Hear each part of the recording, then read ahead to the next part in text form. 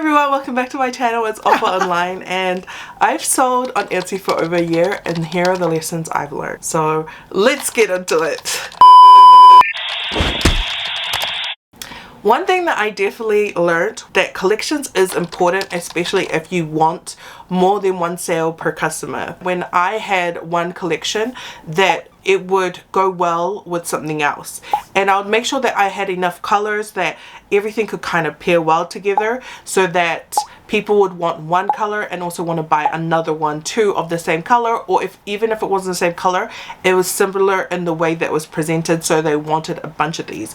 And this made sure that most of my orders always had at least 2 sales. I found that when I did this, that people would look through my store and they would return when they would see something that they bought earlier, and they would have return sales. When you look at your bestsellers, build more products around your bestseller. Returning people who have bought your bestseller can buy other products, or they can buy it together when they're looking through your store. When I first built my Etsy store, I really wasn't sure at all what to expect. My first Etsy sale was from Etsy. I did no Etsy ads, I did no promotions myself. That if your product is meant to be sold because it is a good product, you will sell it. A few things helped me as well. My product was not in an oversaturated market, and it came up in the first couple of pages in the listings. So if it is oversaturated, you might need some Etsy ad help. You might have to do some other things to make sure that you get a sale, but if it isn't, then you will be able to do well and it can promote itself. I really realized that the importance of having a good product, or a product that people actually wanted.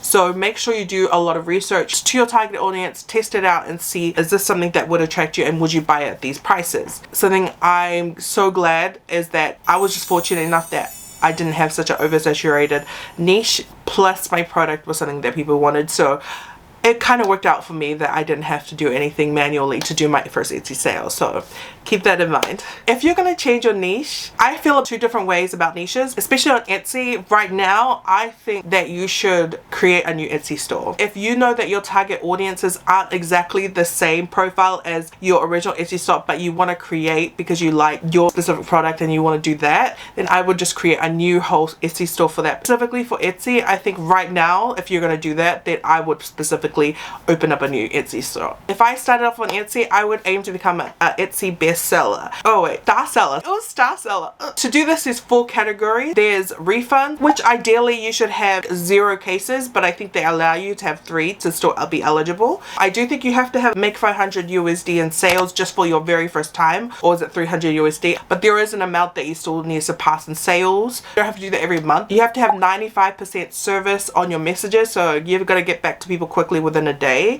and this is on new messages, not like old messages, so you don't need to worry about that. I thought it was both, so I was going hard on both. Also, for your shipping, you have to have shipped 95%. You have to have at least a 4.8 star rating. And this kind of is interesting because it's asking a lot for you to do that in the first couple of months. In my first 3 months, I did become an Etsy star seller, and the reason I would recommend it is because Etsy can hold reserves, especially if it thinks you're a risky account, so you can get your money faster once you enter top seller. Also, your page kind of stands out because it has like a badge, especially when you're on the search. I wouldn't say Etsy promotes you more, but in terms of the competition, you do stand out from your competition of somebody with a similar store. If you can, aim for it. This is something more that I just tested out on my own. When I post, I notice an incline in visits and an incline in sales, and when I don't post, I also notice a decrease. So if I were you, I would probably try and make a more consistent listing post every week at least, if you can, or just have a more consistent schedule, and that way you can see more consistent influx. You don't know, a lot of people